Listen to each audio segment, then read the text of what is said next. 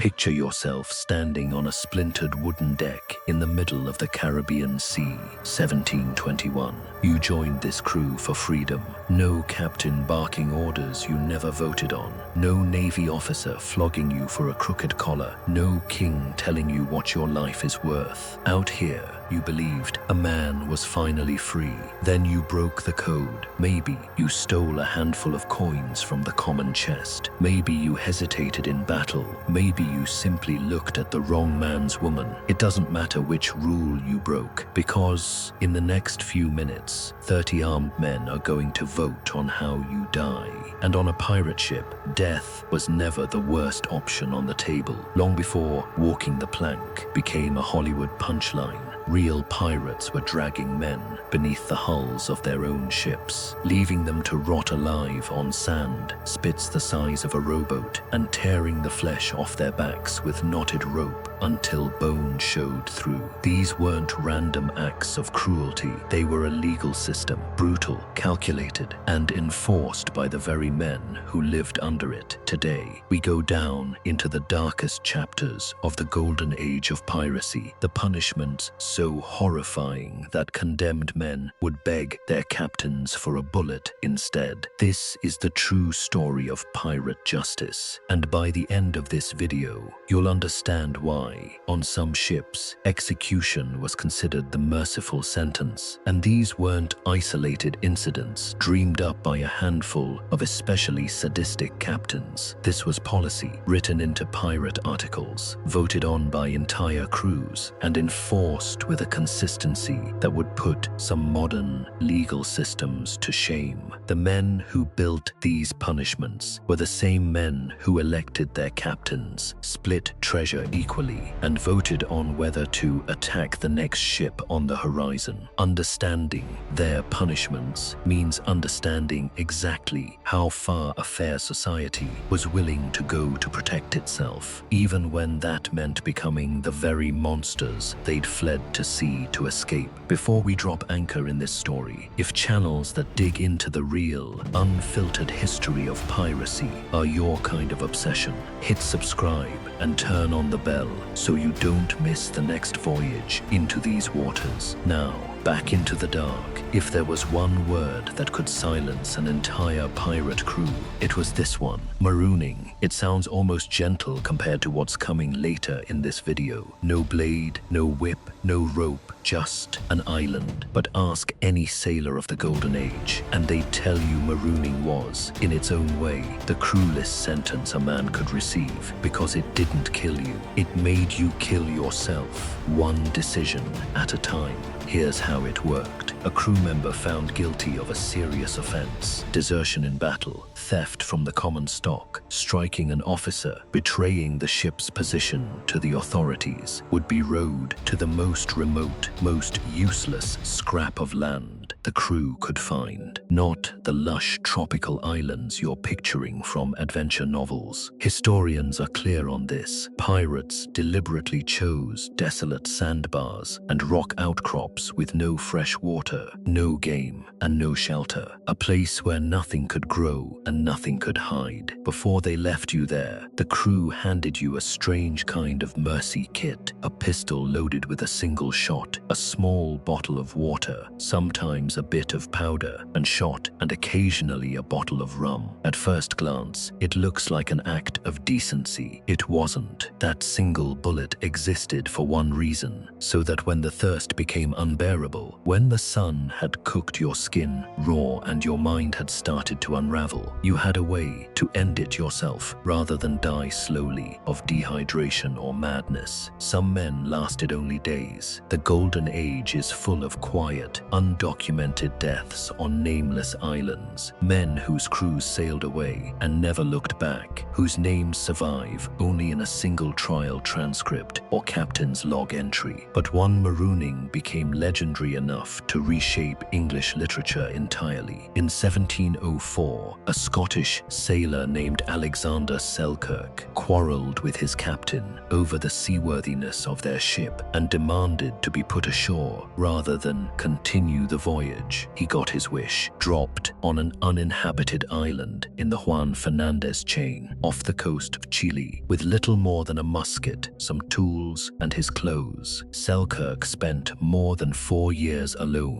before a passing ship finally found him, half feral, dressed in goat skins, and barely able to speak his own language. His survival was so extraordinary that it inspired Daniel Defoe to write Robinson Crusoe, turning one man's nightmare into one of the most famous adventure stories ever told. But Selkirk wasn't marooned by pirates as punishment, and that's the detail people forget. Real pirate marooning victims rarely got Selkirk's luck or his island. Pirate captain Edward England found that out the hard way. In 1720, his crew grew tired of his mercy toward captured ships and voted him off his own command, leaving England and a handful of loyal men stranded in the Indian Ocean. Against every expectation, England's group managed to build a makeshift boat from the wreckage around them and sail to Madagascar months later. One of the rare marooning stories with something resembling a happy ending. Most men weren't so fortunate, and here's the detail that made marooning uniquely terrifying to a pirate. This wasn't a punishment handed down by some distant king or judge who'd never see your face again. It was voted on by the same men you'd eaten with, fought beside, and split treasure with the night before. Your own brothers looked you in the eye and decided the sand was where you belonged. If marooning was slow psychological torment, keelhauling was pure, immediate agony, and it turned the ship you sailed on into an instrument of execution.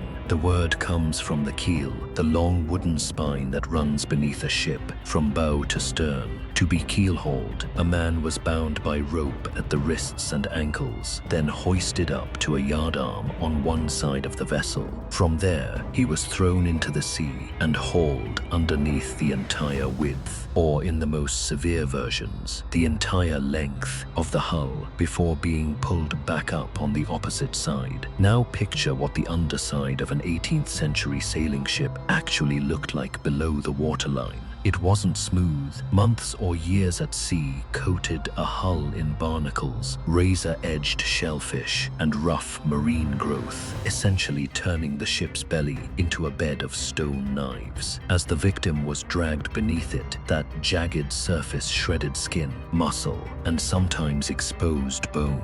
Survivors described it less like drowning and more like being flayed alive while underwater, and drowning was very much part of the danger too. A man being keel-hauled had to hold his breath for the entire journey beneath the ship, a distance that, depending on the size of the vessel, could take agonizingly long seconds to cross. Miscalculate, panic, or simply run out of air a moment too soon, and you inhaled seawater instead of surfacing. Historians estimate a victim's odds of surviving a full keel-hauling at roughly 50-50, a coin flip between torn flesh and open ocean. Here's what most pirate documentaries get backwards. Keel-hauling wasn't actually a widespread, everyday pirate punishment. It was far more common in European navies, particularly the Dutch fleet, as an official disciplinary measure for insubordination. But that distinction meant almost nothing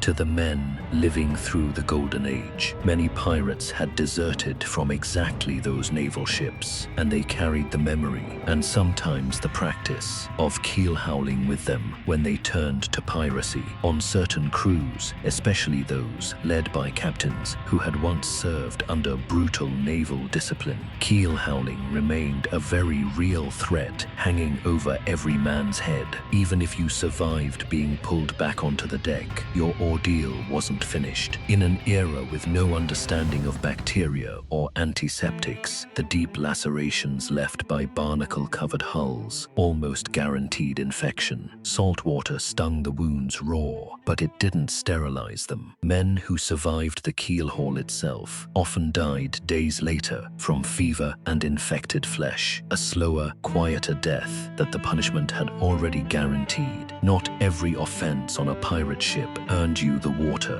or the island. Some crimes earned you the cat. The cat o' 9 tails was, at first glance, a simple whip, but its construction made it uniquely brutal. It was made from a single length of rope, unbraided at one end, into 9 separate strands, each roughly a 1/4 inch thick. Every strand was knotted, sometimes multiple times, and for especially serious offenses, sailors would work small pieces of metal, fishhooks, or musket balls into the knots to tear flesh with every strike. The weapon lived inside a canvas bag when not in use, which is where the modern phrase "letting the cat out of the bag" actually comes from. When a man had earned a flogging, the crew gathered on deck, the whip came out of its sack, and everyone understood exactly what was about to happen. The condemned man was stripped to the waist and tied to a mast, a grating, or a cannon, arms stretched wide so he couldn't flinch away from the blow. Then the lashes began, and because the cat had 9 separate tails, a single swing of the whip tore 9 parallel wounds into the victim's back at once. A sentence of even a few dozen lashes could leave a man's back looking less like skin and more like raw meat. There was an unofficial ceiling to this cruelty, at least on paper. Many pirate codes, including the 1724 articles of Captain John Phillips, capped floggings at 39 lashes, a number rooted in the biblical 40 stripes save one, and known among sailors as Moses' Law, based on the belief that 40 lashes was the maximum a human body could endure and survive. In practice, that rule offered little comfort. Some men survived far more than 39 strikes. Others died from far fewer, especially if infection set into the open wounds afterward, and there was a code of silence around the pain itself. Many men bit down on a lead bullet during their flogging, specifically so they wouldn't cry out. Screaming during a whipping marked you for life in a different way. Crewmates would forever after call you a nightingale, a mocking label for a man who couldn't take his punishment in silence. On a ship where reputation and respect kept you alive, being branded a nightingale could be its own kind of slow, social death. Death, the whip, and the open sea weren't the only tools pirates used to punish their own. Some codes reached for something crueler and far more permanent: mutilation, designed to mark a man for the rest of his life, however long that turned out to be. Bartholomew Roberts, known across the Caribbean and West Africa as Black Bart, and responsible for capturing over 400 ships during his career, had a particularly chilling article in his crew's code for anyone caught stealing from a fellow pirate. The thief's nose and ears would be slit open, and rather than full marooning on a barren rock, he'd be dropped off somewhere that technically had civilization nearby, just isolated enough to be a punishment, but not quite a death sentence. It was a permanent, visible warning stitched into the man's face. Wherever he went for the rest of his life, everyone would know exactly what he'd done. Then there were the pirates who reserved their cruelty, not for their own crew, but for the captives they seized from merchant ships. Edward Lowe stands out, even among history's most violent pirates, for the sheer creativity of his sadism. Survivors' accounts describe Lowe cutting the ears off captured sailors who resisted or refused to cooperate. In one especially horrifying account, Lowe is said to have sliced the lips from a Portuguese captain, cooked them in front of him, and forced the man to eat his own flesh before finally killing him. This kind of torture served a cold, calculated purpose beyond cruelty for its own sake. Pirate crews knew that word of a captain's brutality would spread through every port and shipping lane in the Caribbean within weeks. If merchant crews believed that resisting a pirate boarding meant ending up like that Portuguese captain, the next ship might simply surrender without a fight, saving the pirates time, ammunition, and casualties. Terror, in other words, was a business strategy. Other methods of extracting information or simply inflicting pain were disturbingly inventive. Some buccaneers were known to tie a cord tightly around a captive's skull and twist it, a technique so agonizing that, according to period accounts, it could force a man's eyes from their sockets before he gave up whatever secret his captors wanted. Others adopted sweeting or ducking at the yardarm, a punishment borrowed straight from naval discipline, where a bound prisoner was repeatedly hoisted up and dropped into the sea to loosen his tongue between near drownings. Not every crime demanded blood, but that didn't mean the punishment was gentle. For lesser offenses, insubordination, drunkenness at the wrong moment, minor theft, a pirate might simply be clapped in irons, shackled at the wrists and ankles. The offender would be thrown into the darkest, most cramped corner of the ship's hold, often with barely any food or water, sometimes for days at a stretch. In particularly harsh crews, that punishment could be made worse by exposure. A man might be left chained on the open deck during a violent storm, soaked and freezing, unable to move or shield himself as waves crashed over the rails. Others were stuffed into a woven basket and hung from the bowsprit, the long spar jutting forward from the ship's bow,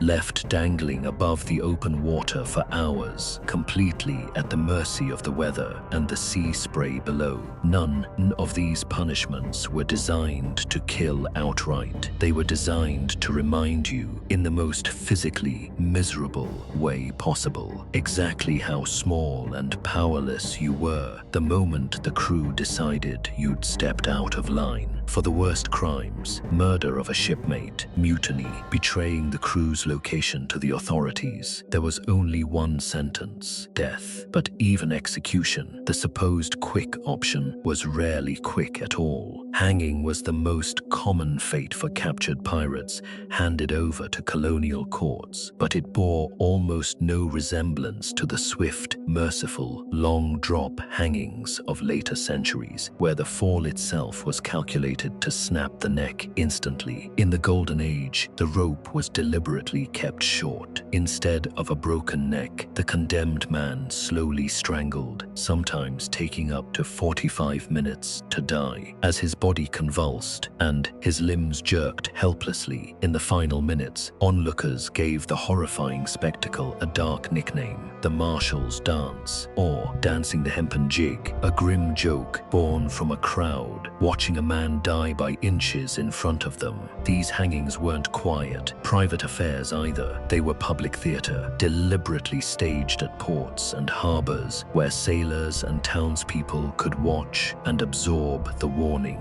After Bartholomew Roberts was finally killed in battle in 1722, 52 of his surviving crew members were put on trial in a single admiralty court, the largest number of men ever sentenced to death in one piracy trial in history, most of them hanged within sight of the very waters they'd once sailed free. And for pirates infamous enough, death itself wasn't the end of the punishment. Their bodies were coated in tar to slow decomposition and locked into human-shaped iron cages called gibbets, then displayed at ports, crossroads, or riverbanks for months, sometimes years, as a rotting warning to every sailor who passed by. Captain Kidd met this fate at Execution Dock on the River Thames in 1701. Calico Jack Rackham, famous for sailing alongside the female pirates Anne Bonny and Mary Read, was hanged and gibbeted outside Port Royal, Jamaica. In 1720, his body left swaying over the harbor entrance as a permanent, decaying billboard against piracy. Some accounts describe an even darker use of the gibbet, chaining a still-living prisoner inside the iron cage at low tide near a riverbank or coastline, and letting the rising water slowly submerge him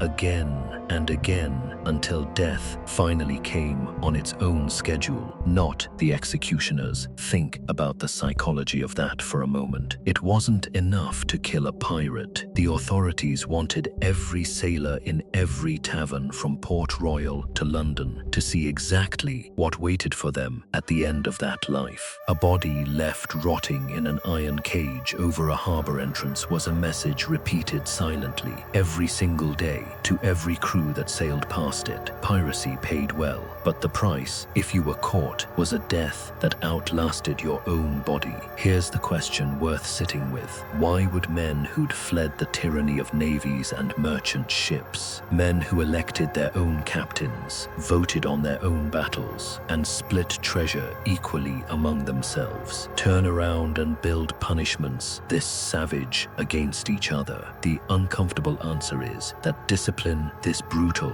was the price of the freedom pirates actually valued. A pirate ship carried 30, sometimes 100 armed, desperate men with almost no outside authority to keep them in line. There was no king's law reaching them in open water, no admiral to court-martial a mutineer if theft, cowardice, or betrayal went unpunished even once. The fragile trust holding the entire crew together could collapse, and on a ship surrounded by enemies on every side, a collapsed crew meant a dead crew. So the punishments weren't cruelty for its own sake, even when they look that way from 300 years later. They were the harshest possible deterrent a lawless society could invent to protect the one thing that actually mattered: the crew's survival and the fragile democracy they'd built to replace the tyranny they'd all escaped from. The next time you watch a swashbuckling pirate film with a captain who lets his crew off with a wink and a joke, remember what actually waited below decks 300 years ago. Marooning that turned a man into his own executioner, a keelhaul that used the ship itself as a blade, a whip with 9 tails, and a name that still lives in our language today, and a gibbet that kept punishing a man long after his heart had stopped beating.